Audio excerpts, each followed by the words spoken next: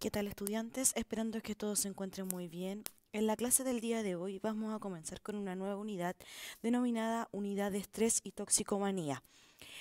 Por un tema de clasificar o ver de una mejor manera, el objetivo del día de hoy es ver solo la parte de estrés y ya en la siguiente unidad vamos a ver lo que es toxicomanías. Pero no se les puede olvidar que todo esto pertenece a la misma unidad. ¿Qué es el estrés? Se entiende como estrés como un conjunto de reacciones emocionales y fisiológicas que presentan las personas frente a situaciones en las que deben hacer grandes esfuerzos para poder adaptarse, ¿ok? Eso se entiende como estrés, aquella reacción innata frente a algo, aquella situación en el cual a uno le puede provocar ciertas molestias, ya sea físicas o psicológicas. Ahora, un hecho en particular que le ocurre al estrés es que cuando ya no hay, cuando el estrés como que se escapa de las manos, en donde no hay un control de este, pasamos ya a una etapa de síndrome de adaptación general. ¿Qué quiere decir esto? Que ya respondemos frente a cualquier situación mínima que sea y nuestro cuerpo completo comienza a reaccionar de una manera, que lo vamos a ver a continuación. Antes de seguir con la respuesta adaptativa, ¿cierto?, al estrés, vamos a visualizar cuáles son los síntomas de este. Los síntomas los podemos clasificar en tres: psicológicos, conductuales y físicos. Psicológicos, ¿cierto?, hace referencia, por ejemplo, a lo que son una persona con estrés va a tener mucha ansiedad, mucha irritabilidad, miedo, exceso de cambios de ánimo. O sea, ¿qué quiere decir esto? Pasar de un nivel súper positivo a un nivel sumamente negativo, mucha dificultad para concentrarse, ya sea, por ejemplo, que piensa muchas veces lo mismo, angustia y sobre todo un exceso temor al fracaso, ¿ya? Por otro lado tenemos los conductuales, que aquí tenemos, por ejemplo, dificultad del habla, llantos, reacciones muy impulsivas, eh, risa nerviosa, por ejemplo. También puede ser cuando tratan de apretar mucho las mandíbulas, aumento, por ejemplo, de ciertas drogas como el tabaco, perdón, el alcohol, ¿sí? Y además una mayor predisposición a accidentes e incluso además también un aumento o disminución en el apetito. Ya aquí puede afecta de diversas maneras de acuerdo al tipo de persona. Algunas personas con el estrés les da mucha más hambre y a otras personas se les disminuye, ¿cierto?, el apetito. Y por último, tenemos lo que son las físicas. Y aquí tenemos, por ejemplo, músculos contraídos, manos frías o sudorosas, dolores de cabeza, problemas de espalda, cuello, perturbaciones del sueño, por ejemplo, malestar estomacal, gripes e infecciones, fatiga, respiración, por ejemplo, muy agitada o palpitaciones también, temblores, ¿cierto? Que le tembla el cuerpo y además boca seca. Esos son como los síntomas físicos. Entonces ya dijimos que tenemos tres tipos de síntomas que son psicológicos, conductuales y físicos. Si bien estas no se manejan de forma separada, ya que en general una persona con estrés va a tener tanto conductas psicológicas, o sea, perdón, síntomas psicológicas, conductuales y físicas. ¿Sí? Ahora, con respecto a los agentes estresores, ¿qué quiere decir agentes estresores? En definitiva, ¿cómo se da o quién da inicio, cierto? En definitiva, al estrés. Tenemos que saber que el agente inicial, ¿cierto?, se va a llamar estresor.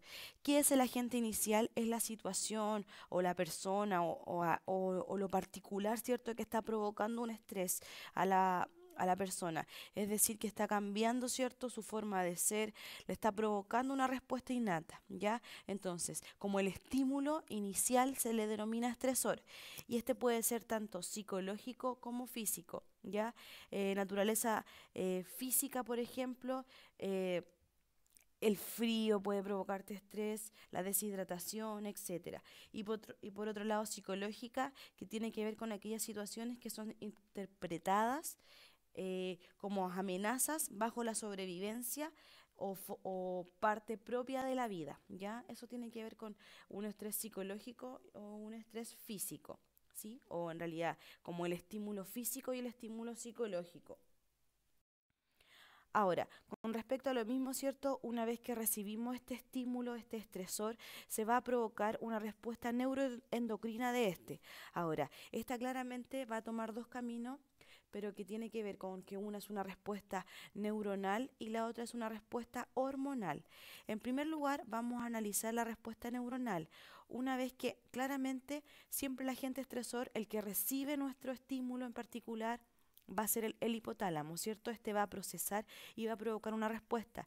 En el caso de una respuesta neuronal, lo que se activa es el sistema nervioso simpático, provocando así la activación directa y rápida de la adrenalina. Esta en su particular va a estimular lo que es corazón y arterias, pero además el sistema simpático va a liberar desde la médula suprarrenal la adrenalina y la noradrenalina, ¿ya? Y esta también claramente se junta, ¿cierto? Adrenalina, noradrenalina, activa corazón, arterias, pero además esta activa el hígado. Con respecto al corazón, aumenta la frecuencia cardíaca. Con respecto a la arteriola, se redistribuye lo que es el flujo sanguíneo. Y con respecto al hígado, estimula principalmente el catabolismo del glucógeno. Ya recordar que el catabolismo tiene que ver con de una molécula mucho más grande en disminuirla en cosas pequeñas, ¿ya? Y esto provoca en todo una situación de alerta, lucha o huida, ¿ya? Por su parte, la respuesta hormonal, perdón, que claramente están enlazadas una con otra, va a liberar la hormona liberadora de corticoproprina, ya que es la CRH. Esta libera a su vez la ACTH, que esta es la hormona adrenocorticotropina, ya, o trópica también, en donde esta lo que va a provocar es la estimulación de la corteza suprarrenal para liberar el cortisol, ¿ya? Y el cortisol va a actuar en adipocitos, músculos y hígado. Con respecto a los adipocitos, este va a estimular la liberación de ácidos grasos. Con respecto al músculo, claramente ¿cómo se llama? El catabolismo del glucógeno. Y por su parte el hígado también el catabolismo del glucógeno.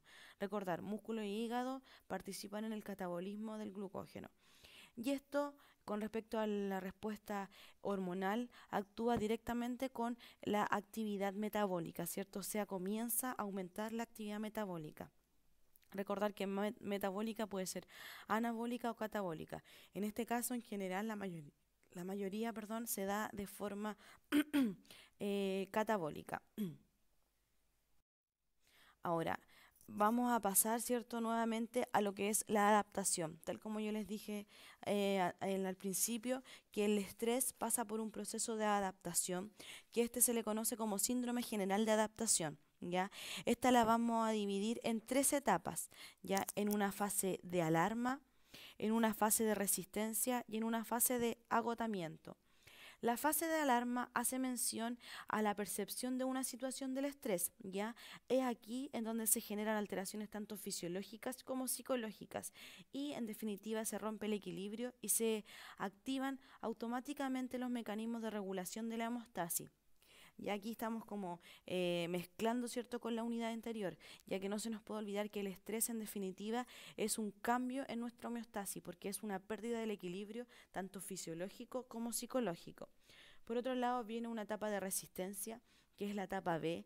¿Y qué es la etapa de resistencia? Es cuando todos los sistemas se encuentran en alerta para resistir, ¿cierto?, estos cambios que va a provocar el agente estresor, o sea, este estímulo inicial.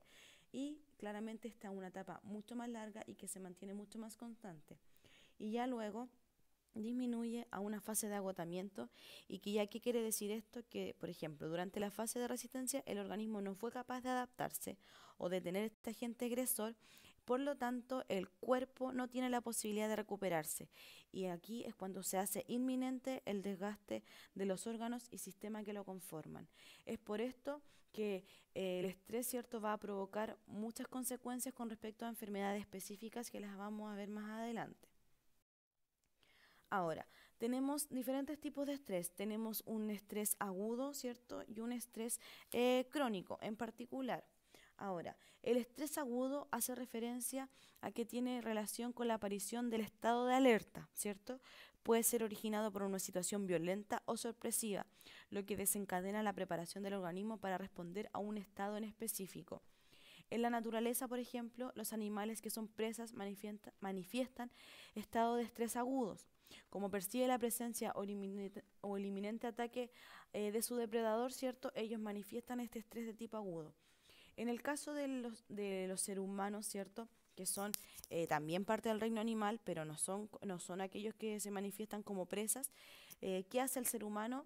Presenta estrés agudo, derivado ya sea de estresores psicológicos o sociales, que en la gran mayoría de los casos no ponen en riesgo nuestras vidas, ¿ya? Por esto los científicos lo denominan como un estrés nervioso o psicológico.